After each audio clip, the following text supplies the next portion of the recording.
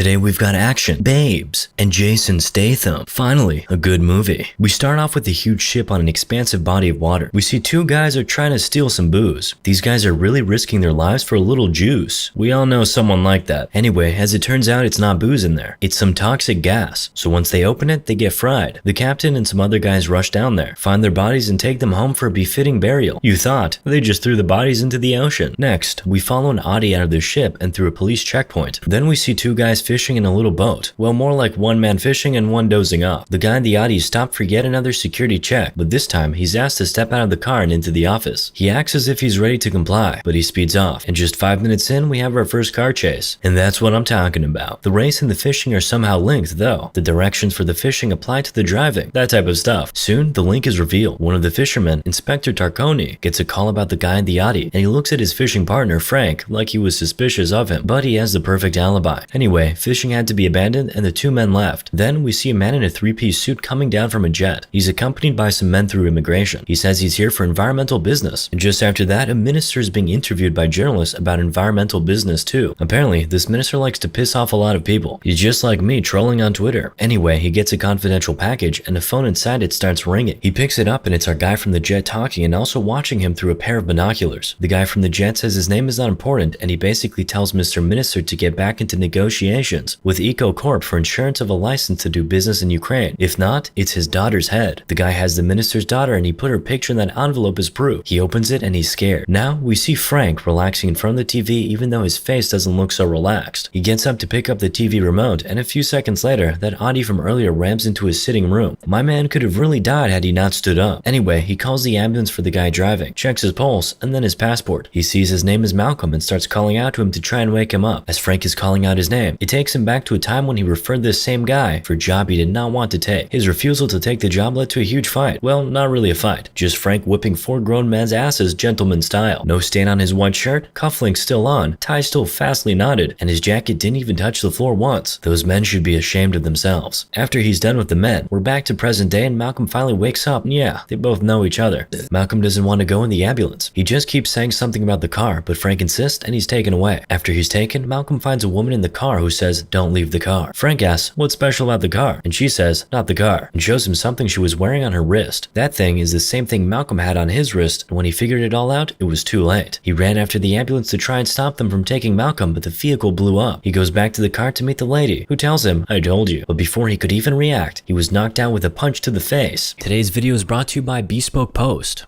Bespoke Post is a monthly membership club delivering awesome boxes of top-shelf goods from under-the-radar brands. It's free to join and you can skip a month or cancel anytime. There's new stuff every month: outdoor gear, barware, home and kitchen goods, clothing, and more. We're talking about $70 worth of goods inside these boxes that only cost you a fraction of the value. All you gotta do is take a little quiz to make your preferences known and you're good to go. Plus, you can preview your box before it's shipped. You can keep it, swap it, or skip it. You only pay for what you want. So Bespoke Post was kind enough to send me some things. Now, first of all, we've got some very cozy, comfy slippers, which will be very needed for winter. This is part of the Hibernate box, which also came with a room spray that has eucalyptus and just overall smells really good. Then, perhaps not so fitting for winter, is this portable cooler. Lots of space inside.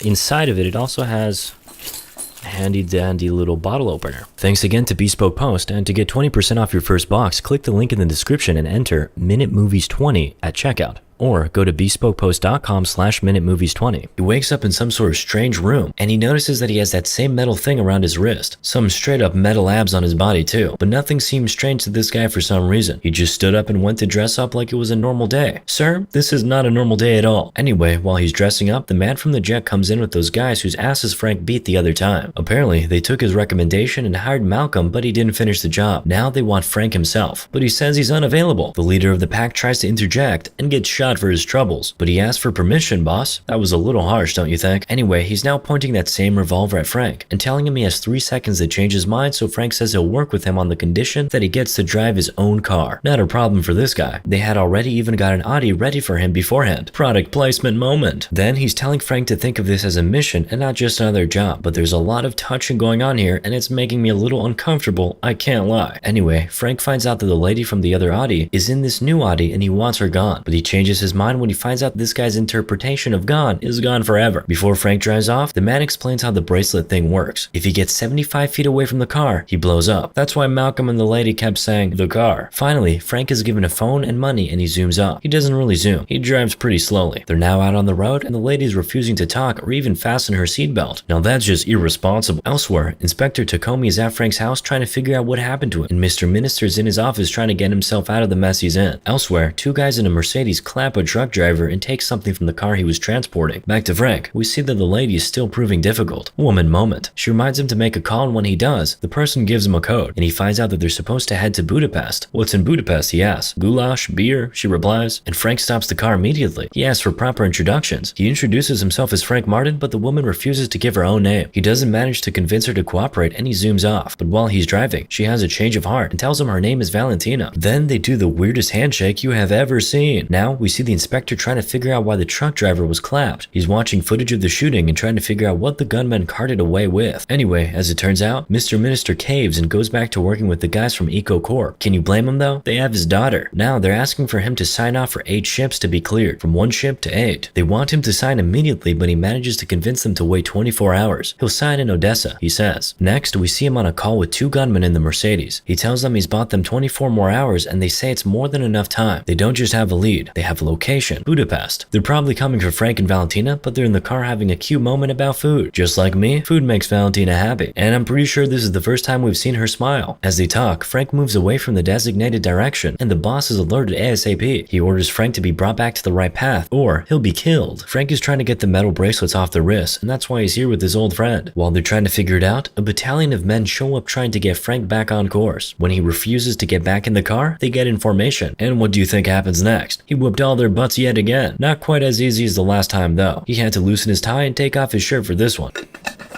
When the leader of the pack notices that Frank is winning this fight easily, he goes and gets the big guy. And frankly, this was Frank's first difficult fight. Frank is tossed around and given quite the beating, but he manages to outsmart the big guy and beats him up. Manlets win again. He goes back out, gets clothes from his car, and dresses up again. Valentina is now looking at him with desire in her eyes. She comes out of the car and tells him, "You fight good, but you tie bad," in a sussy manner, and walks back to the car to take a nap. Okay, the tension keeps intensifying between these two. Can't wait to see more. Frank is back driving and he calls the boss and asks for a face-to-face meeting. The boss calls on a payphone, and over the phone he tells Frank that he's fired. Before he even drops the phone, another man has made his way into the Audi and is now driving it away. Frank is running through the market to get the car back. It's not that he loves the car that much, you know. He's just trying to stay close so he doesn't blow up. Now he's on a bicycle chasing the car. He's literally riding through buildings to stay close, and he eventually kicks the guy out of the car, gets in, and resumes driving like nothing happened. Very based. He gets to a payphone and calls the inspector, who tells him some guys in Mercedes might be in Budapest looking for his head. Of course, you know the guy he's referring to. In return, Frank tells the inspector about Valentina and that he doesn't know what she has to do with anything except that she tells him he's going to die. He now calls the boss and tries to make a trade. He delivers the packages for the boss and he gets rid of the bracelet in return. But really, that call was to help the inspector track the location of the boss. Back in the car, Frank calls Valentina Russian, but she takes offense and says she's Ukrainian and that they're much different, up here, pointing at her head, and down here, pointing at her heart. What about down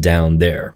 Also, recent events have really exemplified this, haven't they? Actually, perhaps Valentina single-handedly caused that whole issue. You know, like a butterfly effect. She then brings out 2 pills from her bag that, according to her, are from Ibiza. Oh, now it's a party. She puts one in her mouth, and when she's about to throw the second one in, Frank stops her. She's struggling with him, and that nearly causes an accident. They get through that and stop by a gas station. While Frank is refilling the tank, Valentina pops out into the store. From the way she's dancing and doing silly things at the store, you can tell what she took is hitting different. She takes a leak right there in the store because the toilet is too far out, and while she's coming back out, Frank notices a black Mercedes that passes him and parks in front. They don't even notice him at first. Awkward. A man comes out to pee and goes back in the car, but one of the guys notices Valentina being sussy through his side mirror, and boom, they're on Frank's tail. Another car chase. It's Audi versus Mercedes. Who are you guys betting on? Frank thinks the guys are sent by the boss, so he calls and asks, but the boss says he has nothing to do with it, but he'll try and get to the bottom of it. In the meantime, he tells Frank to drive faster, and Frank took that one personally and came up with a trick straight out of a comic book. He's driving on 2 wheels. I personally think it would have been much more believable if he made the car fly, but that's just me. Unfortunately, his trick proves to be nothing but showboating because the Mercedes is still hot on his tail while they're driving through the woods. They're shooting at him now, and remember, it's all because a lady decided to get adventurous. And that goes for a lot of things in life.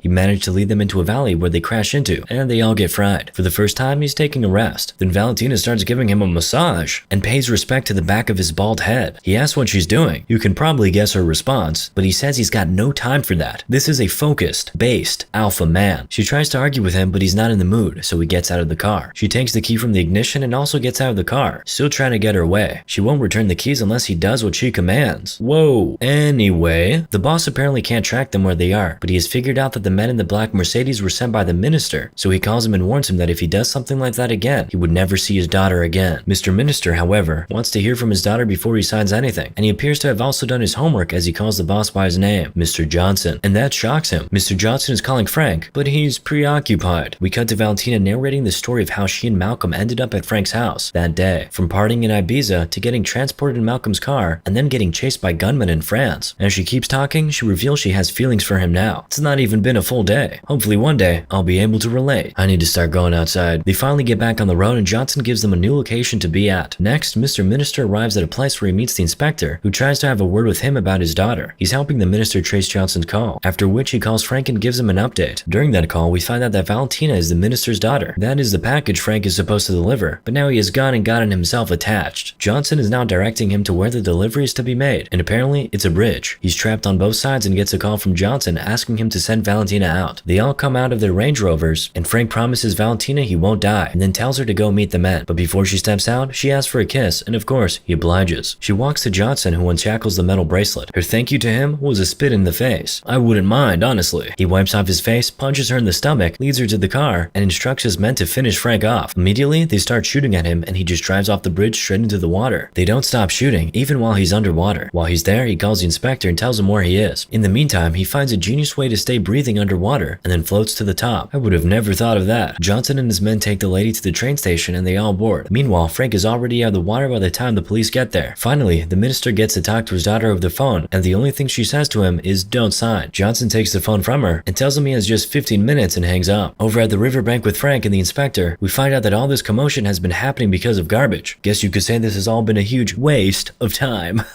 Anyway, the inspector has managed to track the location of Johnson and his men, so Frank goes after them. It's a few minutes to 9 and the minister is going through the papers he's supposed to sign, trying to stall for a bit. Basically, his salvation has to come in the next few minutes. If not, he's doomed. Anyway, Frank has finally found the train and he times his flight to perfection so that he lines the car on top of the train and then breaks into the train. There's now a gunfight and Frank claps all of them. Of course, except Johnson. He comes so close to whipping Johnson, but he has to turn around and run back because he has gotten too far away from the car and his bracelet has started beeping. But he has a plan. He always does. He climbs back up to the top of the train and back into the car. He drives it straight into the compartment where Johnson is, and now he can fight him. Of course, it's not an easy fight, but of course, you know who wins. The interesting thing now, though, is how Frank manages to get the metal bracelet off his own wrist and onto Johnson's, and it was that bracelet that blows up and kills him. At the office, the minister signs the document, but as soon as he gets the call that his doctor is safe, he tears it up and goes straight for his conference. We end pretty poetically. Frank and the inspector are back fishing and sharing stories just like in the beginning, only that this time, Valentina is a part of the fishing party.